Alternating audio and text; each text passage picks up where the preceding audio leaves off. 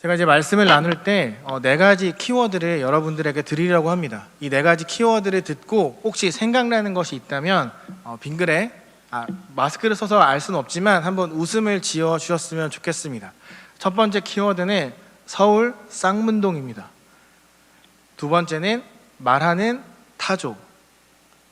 세 번째는 바이올린을 타고 시간 여행을 다니는 빨간색 코를 가진 노란 파마머리. 네 번째, 희동이. 혹시 생각나는 무엇인가가 있으신가요? 힌트를 더 드릴까요? 초록색 공룡. 혹시 생각나는 것 있으신가요? 40년 전에 아기 공룡 둘리라는 만화가 나왔습니다. 아기 공룡 둘리의 내용은 다음과 같습니다. 이제 둘리가 가족들과 함께 시간을 보내고 있는데 이제 지구를 염탐하러 온 외계인이 둘리를 데리고 우주로 떠납니다. 그리고 이제 둘리에게 여러 가지 실험을 하는데 그 중에 둘리에게 생각지 못하게 초능력이 생깁니다. 그리고 나서 다시 지구로 돌아오게 되는데 이미 가족들은 찾을 수 없고 설상가상으로 빙하에 갇혀서 오랜 시간 잠을 자다가 빙하가 녹고 바다를 타고 내려와 하필 한강까지 둘리가 흘러 내려왔습니다. 그리고 고길동의 딸에게 발견이 되어서 서울 쌍문동의 집으로 가서 함께 살게 됩니다. 고길동은 공룡이지만 만화답게 그 가족들이 함께 받아들여서 살아가기 시작합니다. 하지만 그 집 주인이었던 고길동만큼의 둘리를 그렇게 좋아하지 않았습니다. 둘리에게 늘 눈치를 주면서 이 집에서 나가기를 말하며 계속 괴롭혔습니다. 그 이유는 가족들만 먹여 살리는 것도 너무 힘든 가장인데 어디서 굴러들어온 이 공룡까지 키우고 공룡까지 이제 이렇게 살려줘야 되니까 너무 부담이 많았던 거죠. 하지만 둘리는 집에서 나가지 않고 오히려 다른 친구들을 데려오면서 고길동을 놀리고 괴롭힙니다. 이 아기 공룡 둘리의 그 나이는 7살로 이렇게 설정이 되어 있다고 합니다. 그러니까 이제 막 말을 많이 하기 시작한 꼬투리를 잡고 누군가를 괴롭히고 막 말꼬리를 잡고 늘어지는 그 7살의 모습을 아기 공룡 둘리가 보여주고 있는 거죠. 근데 자세히 보면 이 둘리는 굴러 들어온 돌입니다. 당연히 그 집주인은 고길동에 둘리에게 나가라 할 수 있는 권한도 있고 둘리를 받아들이지 않을 그런 능력도 있지만 이 둘리는 떠나지 않고 계속해서 고길동을 괴롭히고 있습니다. 한마디로 이야기하면 선을 넘고 있습니다. 혹시 선을 넘는다, 선을 넘네? 라는 말 들어본 적 있으신가요? 이 선을 넘는다는 이야기는 당신과 나 사이에 최소한 지켜야 할 예의가 있는데 이걸 넘으면 안 돼 라는 의미입니다. 그러니까 누군가에게 선을 넘었어 라고 이야기하는 건 우리가 그어놓은 그 최소한의 선을 당신이 넘어와서 나에게 지금 상처 혹은 힘든 일을 주고 있다, 그런 이야기를 할 때 선을 넘는다 라고 말을 합니다. 오늘 우리가 함께 읽은 이 열왕기상 2장 13절에서 25절을 보면 3명이 등장하는데요. 아도니아, 밧세바, 솔로몬입니다. 이 세 사람은 선을 넘나듬고 있습니다. 한마디로 오늘 본문에 선을 넘는 사람들의 이야기입니다. 몇 년 전에 관상이라는 영화가 개봉한 적이 있었습니다. 혹시 보셨는지 모르겠습니다. 거기에 보면 이제 수양대군의 역할을 맡았던 이정재가 조선의 가장 뛰어난 관상가에게 찾아가서 이렇게 묻습니다. 내가 왕이 될 상인가? 이것은 단순하게 내가 왕이 될 얼굴인지 봐달라, 그것이 아니라 나는 지금 왕이 될 수 없다는 걸 안다. 하지만 나는 왕이 되겠다 라는 것을 사람들 앞에서 선포하는 이야기입니다. 다시 말해서 나에겐 왕이 계승권이 없지만 나는 왕이 돼서 이 조선을 다스리겠다 라는 것을 모든 사람들 앞에서 이야기하면서 사람들의 마음을 선동하고 있는 것이죠. 우리가 이 말씀을 읽으면서 만약에 이 이스라엘에도 이렇게 관상가가 있었다라고 한번 재미있게 상상을 해본다면 저는 아도니아가 그 관상가에게 가서 이렇게 물었을 것 같습니다. 내가 왕이 될 상인가? 왜냐하면 아도니아는 수양대군처럼 왕이 될 수 있는 권한도 그런 능력도 없었습니다. 물론 왕족이었지만 다윗이 임명했던 후임 왕이 아니었기 때문에 왕이 될 수 없었습니다. 그런데 지금 그가 스스로 왕이 되고자 합니다.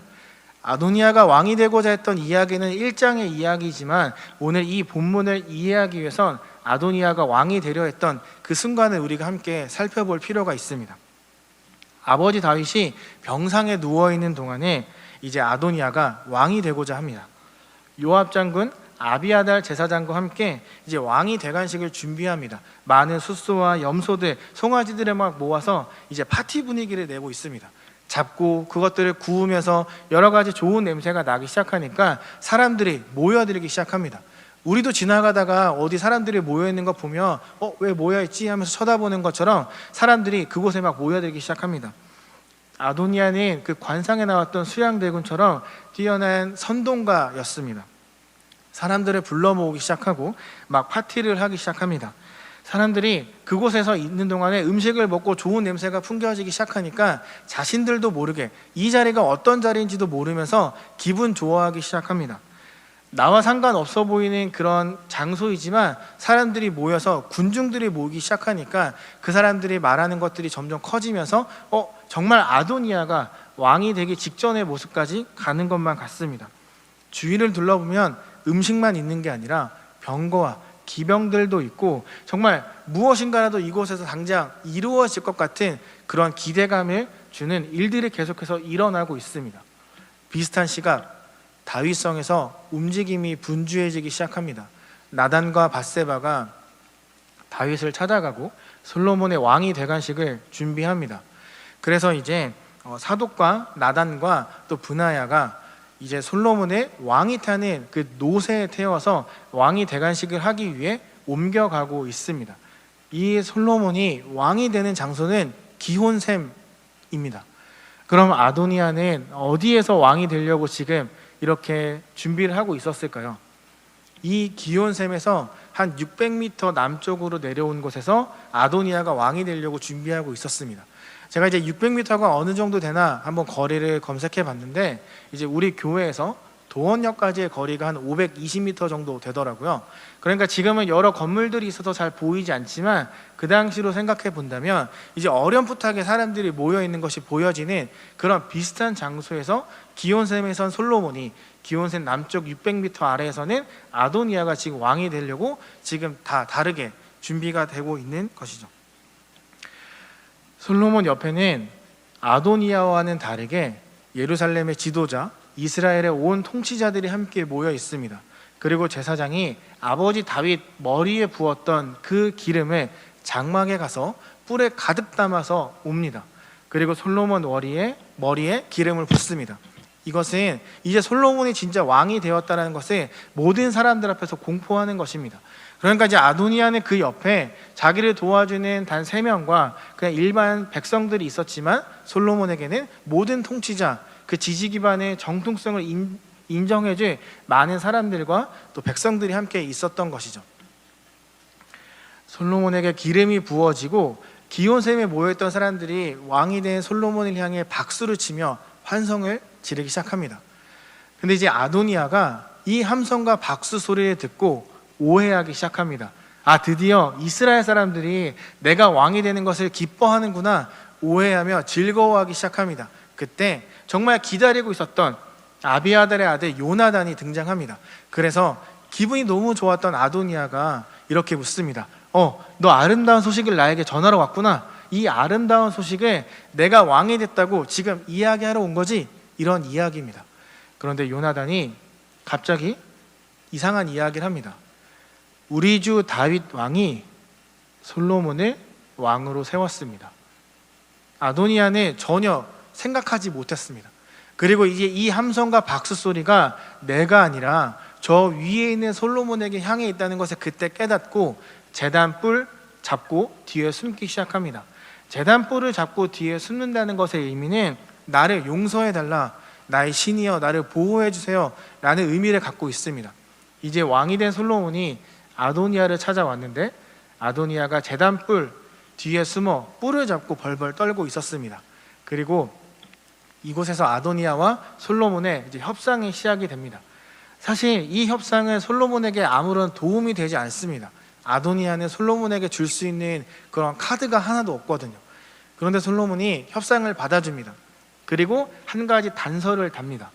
그것은 바로 당신이 선하게 살면 살 것이고 당신이 악하게 살면 죽을 것이다. 그러니까 솔로몬은 아도니아를 살려주면서 지켜야 할 선을 지금 그어주고 있는 것입니다. 당신이 살고자 하면 선하게 사세요. 하지만 선하게 살지 않으면 당신은 죽습니다. 이렇게 솔로몬이 선을 그어준 것이죠. 경고했습니다. 이제 이 경고를 아도니아가 받아들인 것만 같습니다. 그리고 이제 오늘 본문입니다. 얼마 지나지 않아서 아도니아가 밧세바를 찾아옵니다. 그리고 이제 밧세바에게 이런 이야기를 합니다. 근데 여기서 우리가 주목해야 될 것은 밧세바의 마음입니다. 만약에 우리가 밧세바였다면 내 아들의 그 자리를 넘보고 탐을 냈던 그 아들이 다가온다면 어떤 마음이었을 것 같으신가요? 감히 너가 내 아들의 자리를 넘봐? 너가 왕이 되려고 했어? 이런 마음을 가질 수 있을 것이고, 오히려 아니면 포용하는 마음도 있을 수 있겠죠. 하지만 오늘 본문을 보면 밧세바는 아도니아가 온 것이 조금 언짢았던 것 같습니다. 아도니아를 보자마자 이렇게 이야기합니다. 너 화평을 이루러 왔느냐? 여기서 말하는 화평을 다른 버전으로, 현대인의 성경이나 다른 성경으로 보면 너 또 말썽 일으키러 왔어? 너 또 무슨 문제를 일으키러 온 거야? 라고 묻고 있는 겁니다. 그러자 아도니아가 밧세바를 향해서 저 말썽 일으키러 온 게 아니라 화평을 이루러 왔습니다. 저는 더 이상 말썽 일으키고 싶지 않아요 라고 말하면서 말을 이어가는데, 이 말이 조금 이상합니다. 이렇게 이야기합니다. 아시다시피 모든 이스라엘 사람들이 내가 왕이 되기를 바랬어요. 그래서 사람들이 모여서 나에게 박수도 치고 함께 음식도 먹으면서 내가 왕이 되기를 기다렸단 말이에요. 내가 아도니아가 왕이 되기를 모든 사람들이 바랬는데 여호와 하나님께서 내가 아니라 솔로몬 내 동생을 왕으로 세우셨네요. 나는 그게 여호와의 뜻으로 알고 받아들이고 있습니다 라고 말을 합니다. 근데 자세히 보면 이거는 솔로몬이 왕이 된 것을 여호와의 뜻으로 알고 내가 받아들였습니다 라는 의미가 아니라, 모든 사람들은 내가 왕이 되기를 원했는데 여호와의 뜻이 그랬던 거예요 라고 지금 이야기를 하는 거예요. 그러니까 아도니아는 어떤 목적을 가지고 지금 밧세바를 찾아온 거죠. 그러면서 자신의 그 자존심을 세우고 있는 거예요. 비록 솔로몬이 왕이 됐으나 모든 사람들이 원했던 왕은 바로 나였다. 이렇게 아슬아슬하게 선을 타다가 갑자기 훅 본론으로 들어옵니다. 그러니까 나에게 아버지의 마지막 첩이었던 아비삭을 주세요. 이렇게 이야기를 합니다. 아도니아가 밧세바를 찾아가서 아비삭을 달라고 했던 이유는 크게 두 가지로 볼 수 있습니다. 첫 번째는 이제 솔로몬의 왕의 어머니가 밧세바잖아요. 그러니까 이제 솔로몬 왕이 어머니의 그런 의견, 어머니의 말은 들을 것이다 라는 기대감이 있었고, 두 번째는 밧세바의 위치가 왕대비였습니다. 그러니까 궁에 있는 모든 그 여자들은 이제 밧세바에게 속한 거죠. 그래서 이제 가서 이야기하면, 밧세바가 솔로몬에게 가서 이야기하면 아비삭을 받을 수 있겠다라고 아도니아가 판단을 하고 밧세바를 먼저 찾아간 것입니다. 밧세바는 이 이야기를 듣고 어떤 다른 큰 코멘트를 하지 않고 암묵적으로 동의하며 알겠다라고 하며 솔로몬을 찾아갑니다. 어머니가 등장하자 솔로몬이 달려나가 영접하며 절을 하고 오른편 우편에 앉힙니다. 그리고 이제 어머니가 이렇게 이야기합니다. 솔로몬아, 내가 너에게 작은 청이 하나 있는데 작은 일을 하나 부탁할 건데 그거를 꼭 들어주어야만 해. 솔로몬은 그 청이 무엇인지 모르지만 예 어머니 말씀하세요. 제가 그 청을 들어드리겠습니다 라고 이야기를 합니다. 그런데 이 작은 청, 어떻게 보면 그냥 아비삭을 달라고 했던 이 작은 일 하나 때문에 아도니아가 죽음을 맞이하게 됩니다. 이 청을 들은 솔로몬이 불과 같이 화를 냈기 때문입니다. 솔로몬의 이름은 샬롬, 화평에서 유래된 이름입니다. 그러니까 솔로몬이 화평을 만드는 자, 평화를 만들어내는 자, 이런 여러 가지 의미의 뜻을 갖고 있습니다. 아까 아도니아가 밧세바를 찾아갔을 때 이렇게 이야기했잖아요. 나는 화평을 이루러 왔습니다. 아도니아는 화평을 이루러 왔다고 이야기했지만 정말 화평을 이루어내는 이름의 뜻을 가진 솔로몬에게 화평이 아닌 죽음을 돌려받았습니다. 그 이유는 아까 말씀드렸던 것처럼 솔로몬이 세워놓았던 선을 넘어왔기 때문입니다. 그런데 이 선은 아도니아만 넘은 것이 아니었습니다. 밧세바도 넘었습니다. 완전 선을 넘었습니다. 그래서일까요? 밧세바는 열왕기상 2장 이후에 더 이상 성경에서 등장하지 않습니다. 그러면 아도니아랑 밧세바가 넘은 선이 무엇이기에 솔로몬이 이렇게 화를 내었던 것일까요? 아도니아의 정확한 마음은 우리가 알 수 없습니다. 하지만 여러 가지 정황으로 보았을 때 아도니아는 계속해서 왕이 되고 싶었던 것 같습니다. 모든 사람들이 원했던 왕이 나였다라고 말했던 것처럼 정말 그 직전에 왕위를 빼앗겼기 때문입니다. 모든 사람들이 모여서, 어쨌든 백성들이 모여서 아도니아만 바라보고 있었습니다. 아도니아가 왕이 되는 것을 바라보고 있었습니다. 근데 그 직전에 왕이 되지 못했습니다. 얼마나 부끄러웠을까요? 얼마나 창피했을까요? 자기가 왕이 되겠다고 병기랑 기병들을 다 세워놓고 막 파티를 하는데 주인공이 자기가 아니라는 것이 온 백성 앞에 드러났을 때 얼마나 창피했을까요?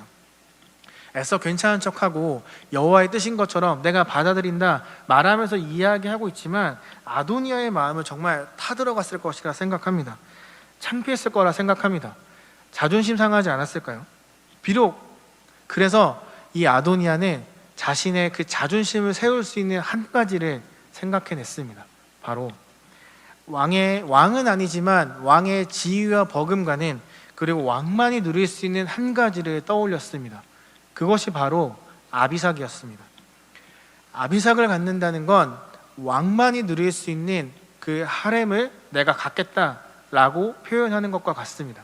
마치 내가 왕이 될 상인가라고 이야기하면서 내가 왕이 되겠다라고 야욕을 드러냈던 것처럼 지금 아비삭을 통해서 나는 왕은 아니지만 왕처럼 그 지위를 누리겠다, 왕처럼 살겠다라고 지금 아도니아는 말하고 있는 것입니다.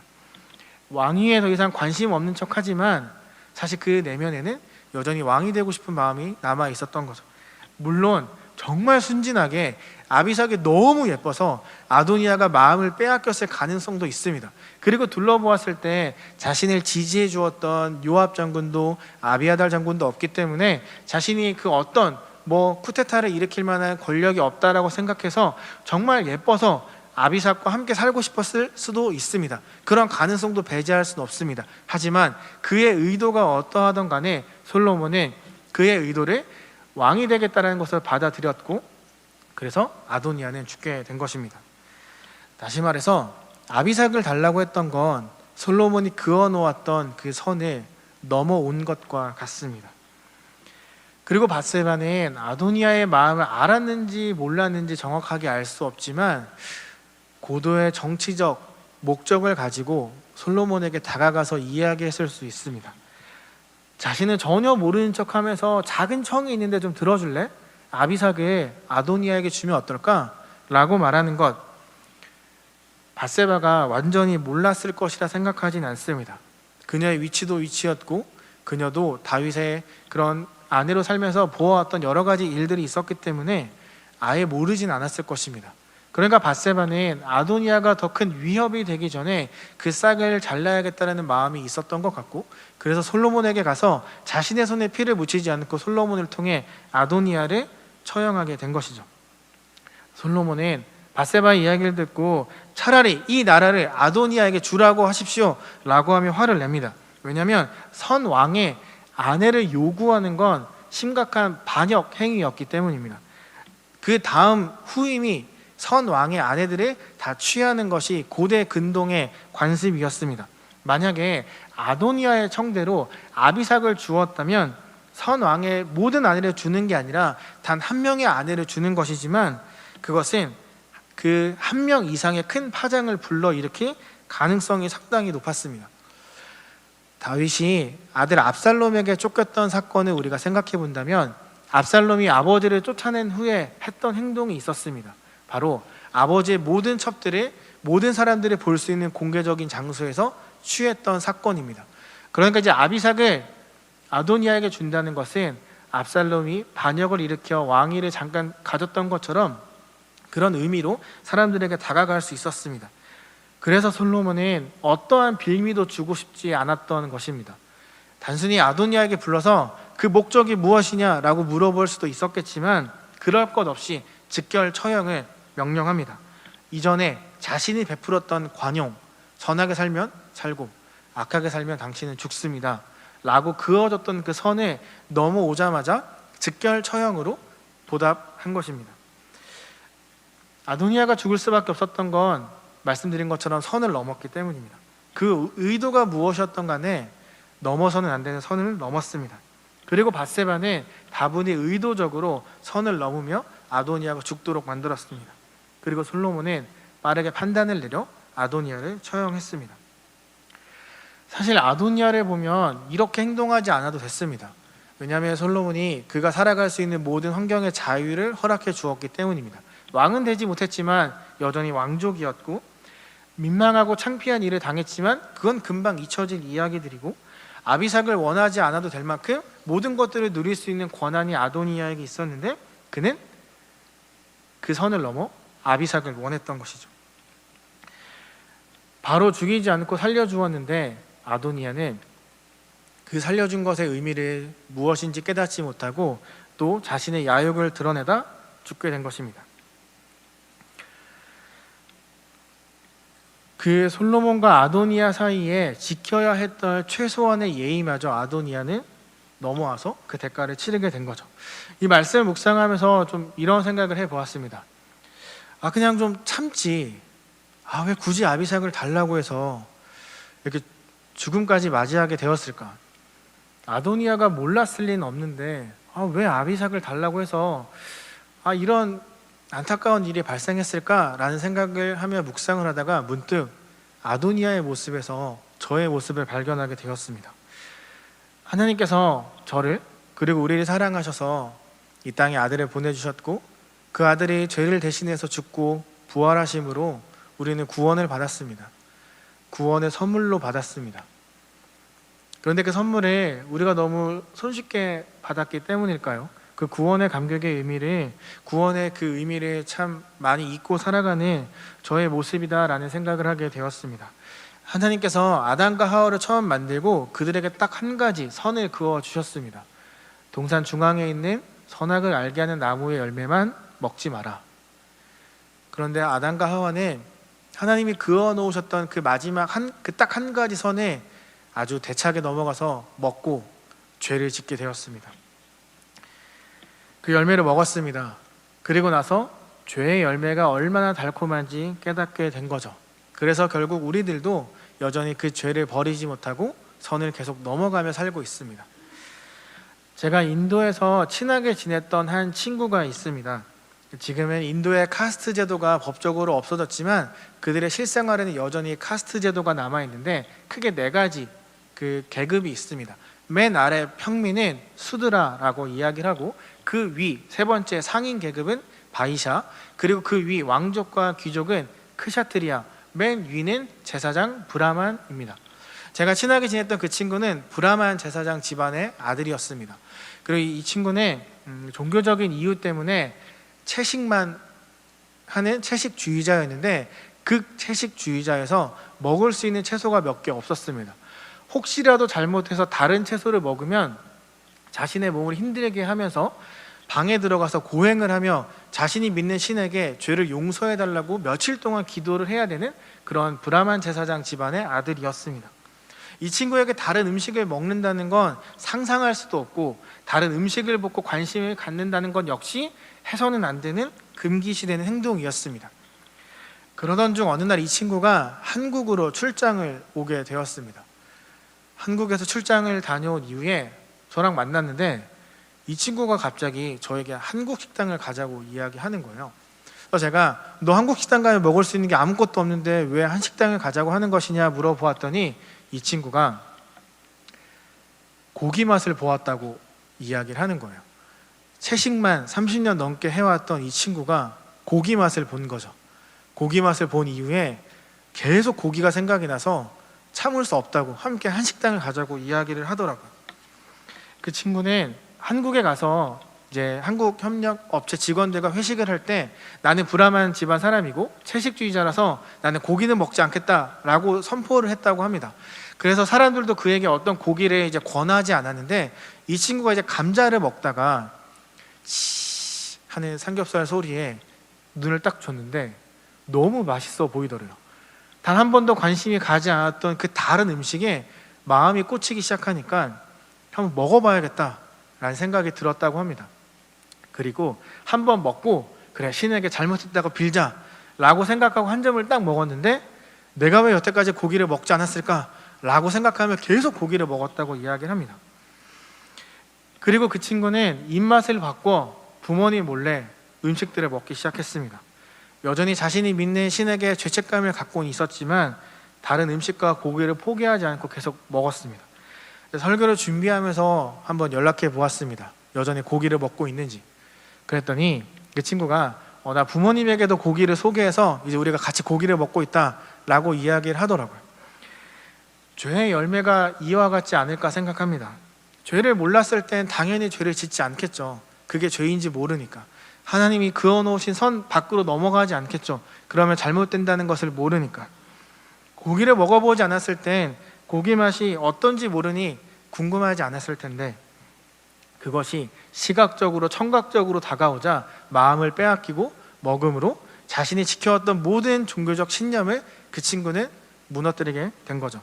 그것처럼 우리 역시 죄와 너무 친숙해서, 죄가 너무 가까워서, 혹은 그것이 죄인지 몰라서 우리는 너무나 편안하게 그렇게 선을 넘나들며 살아가고 있지 않은가, 그 모습이 저의 모습이지 않은가 라는 생각을 말씀을 준비하면서 생각하게 되었습니다. 그 하나님께서 만들어 놓으셨던 선악을 알게 하는 나무 열매를 먹지 말라, 그것을 먹는 순간 바로 선을 넘어와서 하나님 앞에 죄를 짓고 죽게 되고 하나님을 잊어버리게 될 것을 아셨기에 하나님께서 그들에게 선을 그어 주셨던 것이죠. 하지만 그들은, 아담은 실패했습니다. 그의 죄에 대한 달콤함을 맛본 우리 역시 늘 죄송하지만 실패할 때가 많습니다. 그것을 의도했던 의도하지 않았던 우리는 늘 하나님 앞에서 아슬아슬하게 선을 타고 살아갈 때가 많습니다. 혹시 하나님 앞에 집중하지 못하도록 요즘 나의 마음을 흔들고 있는 그 어떤 무엇인가가 있다면, 누군가에게 말할 수 없는, 차마 하나님께도 말할 수 없는 부끄러운 나의 모습들이 있다면 그것을 고백해내야만 합니다. 그리고 고백함으로 하나님 앞에 끊어낼 수 있게 해달라고 은혜를 구해야만 합니다. 예수님께서 이렇게 말씀하셨습니다. 내가 세상에 온 것은 화평을 주러 온 줄로 생각하지 말라. 화평이 아니라 검을 주러 왔다. 정말로 예수님을 사랑하는 사람, 예수님과 함께 하기를 원하는 사람에게는 화평이 아니라 검을 주러 왔다라고 예수님께서 말씀하십니다. 우리의 고집과 생각이 불쑥불쑥 올라와서 하나님이 아닌 다른 것들에 눈을 돌리려 할 때마다 예수님께서 검이 되셔서 예리하게 그 고집과 생각을 베어내고 계시는 거죠. 이 검은 우리를 해하는 데 목적이 있지 않습니다. 오히려 선을 넘어가서 하나님으로부터 멀리 도망가는 우리에게 선을 그어주고 정말 다시 하나님 앞으로 돌아오도록 하는 데 목적이 있습니다. 무궁화 꽃이 피었습니다. 한번 해보신 적 있을 거라 생각합니다. 순례가 앞을 보고 무궁화 꽃이 피었습니다 하고 돌아서면 달려오던 사람들이 순간 멈춥니다. 그리고 순례는 그 달려오는 사람들 중에 혹시 늦게 멈추거나 움직이는 사람이 있으면 이름을 불러서 앞으로 오게끔 합니다. 그리고 자신의 새끼손가락에 손가락을 걸게 하고 옆에 세워둡니다. 잡힌 거죠. 누군가 와서 그 잡힌 것을 끊어내지 않는 한 그 순례의 손에 붙잡혀 있어야만 합니다. 그런데 여기서 재미있는 건 순례에게 잡힌 그 사람에게는 그만큼 작은 공간의 자유가 허락된다는 것입니다. 그리고 때로는 순례를 도와 자신의 구해주러 오는 사람들을 일러서 계속해서 순례에게 잡히도록 하는 그런 역할을 하기도 합니다. 잡힌 사람이 늘어나면 늘어날수록 그것을 끊으러 오는 사람에게 많은 제약과 또 어려움이 생깁니다. 그 모든 견제와 시선을 끝내 이겨내고 끝에 다다른 사람이 순례의 손을 딱 쳐서 잡혀있는 모든 사람들을 해방시켜줄 때 모든 사람들은 뒤도 돌아보지 않고 선을 향해 달려갑니다. 예수 그리스도의 검이 이와 같습니다. 우리가 계속해서 선을 넘어가고 죄와 가까워지고 하나님으로부터 멀어질 때 하나님 없이도 살만하네 라는 마음이 들 때 그때가 바로 무궁화 꽃이 피었습니다. 순례에게 잡힌 그것처럼 우리가 죄에 잡혀있는 상태입니다. 예수님은 그 모든 집중 포화를 견뎌내고 그 앞에까지 오셔서 검을 휘둘러서 우리에게 자유를 허락하셨습니다. 사실 보면 순례에게 잡혀있는 사람들은 마음껏 말할 수 있고 움직일 수 있고 본인들에게 허락된 자유가 있기 때문에 마음 편하게 놀고 있고 쉬고 있는 것 같아 보입니다. 다시 말해서 그 순례가 만들어진 작은 그 바운더리 공간 안에서 가짜 평화를 누리며 살아가고 있는 거죠. 예수님은 그것이 가짜 평화라는 것을 말씀하시며 검으로 내려치고 다시 하나님 안으로 돌아가라 늘 말씀하고 계시는 거죠. 이때 예수님의 역할은 그 손을 끊어내는 그 사람과 다릅니다. 이 손을 끊어낸 사람도 함께 우리는 게임할 때 돌아서 선을 향해 달려가지만 예수님은 등을 보이지 않고 그 앞에 서 계십니다. 가짜 평화를 끊어낸 이후에 세상과 마귀와 앞서 싸우면서 우리가 선 안으로 하나님께 돌아가도록 그 앞에서 싸우고 계십니다. 다시 말해서 검을 내려치고 우리에게 자유를 허락하신 이후에 그 죄와 함께 싸우며 그 죄가 더 이상 우리에게 영향을 주지 못하도록 하고 계신다는 것입니다. 그래서 우리가 죄를 짓고 하나님을 잊고 살아가며 선을 넘어감에도 불구하고 아도니아처럼 직결 처형을 당하지 않는 것입니다. 아슬아슬 선을 타고 눈치 보면서 살아도 죽지 않고 살아있을 수 있는 이유가 바로 예수님께서 우리 앞에서 싸우고 계시기 때문에, 그리고 우리에게 진짜 평화를 주기 위해서 끝까지 참고 계시기 때문입니다.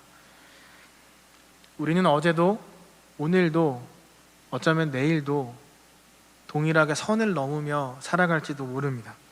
선을 처음 넘었을 때 죄책감으로 마음이 불안하고 심장이 빨리 뛰지만 계속해서 넘어가다 보면 아무런 생각 없이 선을 넘어가게 됩니다. 왜냐하면 하나님 없이 살아가는 삶이 꽤나 멋있어 보이고 나 스스로 뭔가 할 수 있다라는 그런 마음도 들고, 그리고 순례에게 잡혀 순례가 준 그 작은 공간이 나의 진짜 평화라고 착각하며 살아갈 때도 덜어 있기 때문입니다. 하나님께서 우리에게 이 말씀을 통해 원하시는 것은 그 선을 넘어가서 마귀가 준 가짜 평화 안에서 행복을 누리지 말고 다시 하나님 앞으로 돌아와서 하나님 그 선 안으로 들어와서 함께 진짜 화평을 누리자라고 말씀하고 계시는 것입니다. 어느덧 2021년 마지막 수요일이 되었습니다. 지난 1년 어떻게 살아오셨는지 잘 모르겠습니다. 하지만 각자의 자리에서 치열하게 몸부림치며 살아오셨을 것이라 생각합니다. 그리고 그 안에서 넘어진 적도 있을 것이고 하나님이 주신 평화와 또 위로와 회복의 은혜가 있었을 수도 있을 것이라 생각합니다. 혹은 저처럼 가짜 즐거움에 빠져서 오해하며 살았던 적도 있었을 것입니다. 2021년에 하나님 앞에서 또 그 마음을 잃지 않고 예배의 자리를 지키며 지내와 주셔서 정말 하나님께서 보시기에 너무나 기쁠 것이라 저는 생각합니다. 정말 고생 많으셨다 생각합니다. 그리고 이제 21년을 마무리하고 22년을 준비하는 지금 우리 한 해의 삶을 조금 더 진지하게 객관적으로 돌아볼 수 있는 이 시간 되기를 소망합니다. 그래서 22년에는 선을 넘어갔던 그 빈도수가 좀 줄어들고 하나님 편에 서서 그분이 주시는 평안이 이런 것이었지, 그것을 정말 실제적으로 경험하며 살아가는 그런 우리가 되기를 소망합니다. 지금 분명 잘 하셨지만 지금보다 조금 더 그 이상으로 하나님과 함께하며 동행하며 살아가는 저와 여러분이 되기를 정말 기도합니다. 한껏 선을 넘어갔지만 아도니아처럼 직결 처형을 하지 않고 기다리고 우리에게 은혜 주시고 우리에게 또 계속해서 손을 내밀고 계시는 그 하나님의 은혜에 감사하는 우리의 삶, 또 하나님께서 주시는 기회를 잘 활용함으로 어제보다 오늘 하나님을 더 사랑하고 또 내일에 힘차게 살아가는 저와 여러분 될 수 있기를 간절히 소망하며 축원합니다.